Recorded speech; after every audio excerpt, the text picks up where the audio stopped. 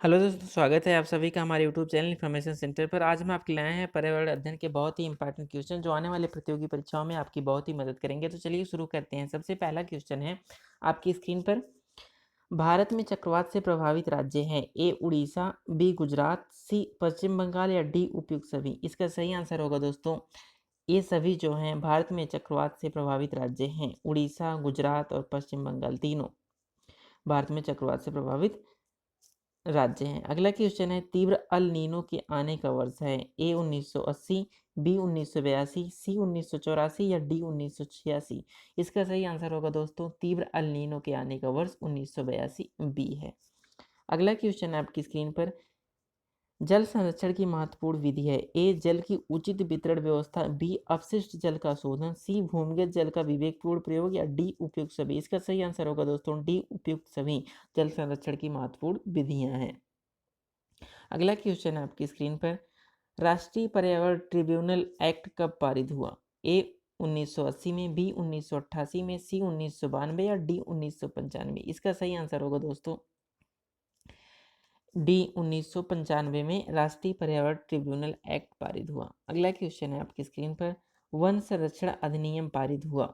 One संरक्षण अधिनियम पारित हुआ। ए 1978 में, बी 1976 में, सी 1980 में या डी 1982 में। इसका सही आंसर होगा दोस्तों, सी 1980 में वन संरक्षण अधिनियम पारित हुआ। अगला क्वेश्चन है आपकी स्क्रीन पर। सीएफसी का आविष्कार अमेरिका ने किस वर्ष किया। कार्बन फ्लोरोकार्बन का आविष्कार अमेरिका ने किस वर्ष किया।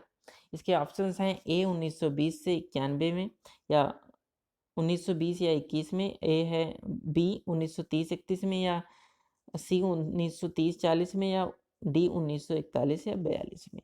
इसका सही आंसर होगा दोस्तों, बी 1930 व 31 में सीएफसी का आविष्कार अमेरिका ने किया था। अगला क्वेश्चन आपकी स्क्रीन पर। ओजोन गैस पाई जाती है।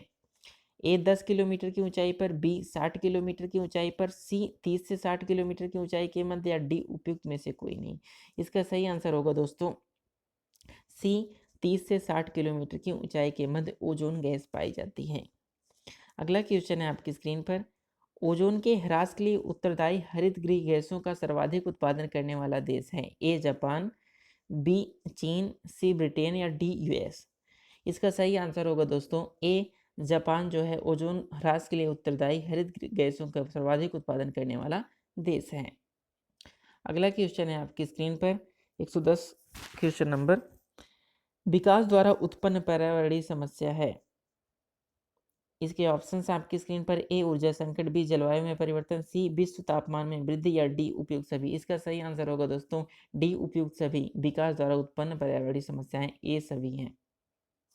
अगला क्वेश्चन है आपकी स्क्रीन पर। वायुमंडल में सूर्य की पराबैंगनी किरणों से रक्षा करने वाली गैस है। ए हीलियम, बी ओजोन, सी कार्बन डाइऑक्साइड, डी हाइड्रोजन। इसका सही आंसर होगा दोस्तों, बी ओजोन गैस जो है पराबैंगनी किरणों से हमारी रक्षा करती है। अगला क्वेश्चन है आपकी स्क्रीन पर।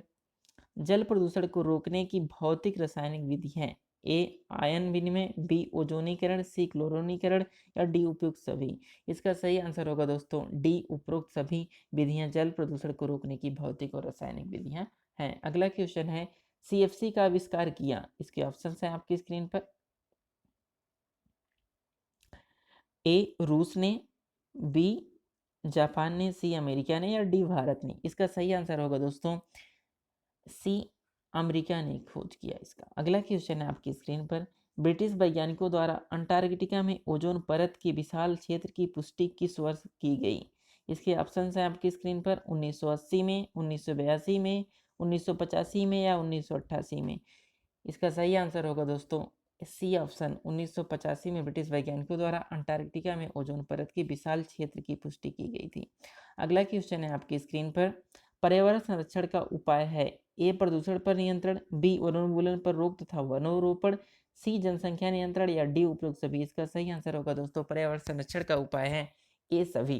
प्रदूषण पर भी नियंत्रण करना चाहिए, वनोन्मूलन पर रोक लगाना चाहिए और जनसंख्या नियंत्रण भी करना चाहिए।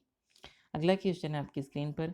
हरित गृह प्रभाव से सुरक्षा का उपाय है। ए ओजोन की क्षमता पर रोक, बी सघन वृक्षारोपण, सी ऊर्जा के गैर परंपरागत साधनों का उपयोग, डी उपरोक्त सभी। इसका सही आंसर होगा दोस्तों डी उपरोक्त सभी हरित गृह प्रभाव की सुरक्षा के उपाय हैं। अगला क्वेश्चन है, कोयले व पेट्रोलियम ईंधन के दहन से वायुमंडल में होती है, कोयले व पेट्रोलियम ईंधन के दहन से वायुमंडल में होती है, ए SO2, बी NO या सी NO2 या डी ये सभी। इसका सही आंसर होगा दोस्तों डी ये सभी गैसें जो होती है पेट्रोलियम व कोयले ईंधन के दहन से वायुमंडल में होती हैं। अगला क्वेश्चन है आपकी स्क्रीन पर, अम्ल सदमा कहलाता है, अम्ल सदमा कहलाता है जल के पीएच मान का उठ जाना, जल के पीएच मान का अत्यधिक गिर जाना, जल के पीएच मान का स्थिर हो जाना या उपयुक्त सभी। इसका सही आंसर होगा दोस्तों बी, जल के पीएच मान का अत्यधिक गिर जाना अम्ल सदमा कहलाता है। अम्ल जानते हैं कि ना 7 जल का होता है पीएच मान, अम्ल का मान 0 होता है और क्षारीयता का मान 14 होता है। तो अगर इस पीएच का मान गिर के 0 तक चला जाएगा, मतलब गिर जाएगा अत्यधिक, तो अम्ल सदमा कहलाता है। अगला क्वेश्चन है आपकी स्क्रीन पर, अम्ल वर्षा के दुष्प्रभावों को रोकने के उपाय हैं, ए वृक्षारोपण को बढ़ावा, बी प्राकृतिक ईंधन का कम उपयोग, सी उपभोक्तावादी दृष्टिकोण में परिवर्तन, डी उपरोक्त सभी। इसका सही आंसर होगा दोस्तों डी उपरोक्त सभी। यहाँ अम्ल वर्षा के दुष्प्रभावों को रोकने के उपाय हैं। अगला क्वेश्चन है आपकी स्क्रीन पर, ओजोन परत द्वारा सूर्य से आने वाली यूवी किरणों का कौन सा भाग अवशोषित कर लिया जाता है, ए 80% भाग, बी 85% भाग या सी 98% भाग या डी 99% भाग। इसका सही आंसर होगा दोस्तों डी 99% भाग ओजोन परत द्वारा सूर्य से आने वाली यूवी किरणों का अवशोषित कर लिया जाता है।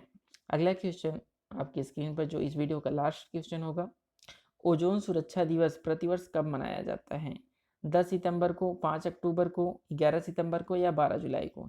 इसका सही आंसर होगा दोस्तों बी ऑप्शन 5 अक्टूबर को ओजोन सुरक्षा दिवस मनाया जाता है। सब्सक्राइब करें हमारे चैनल को ऐसी वीडियो पाने के लिए, अंत तक बने रहने के लिए धन्यवाद। Thank you guys.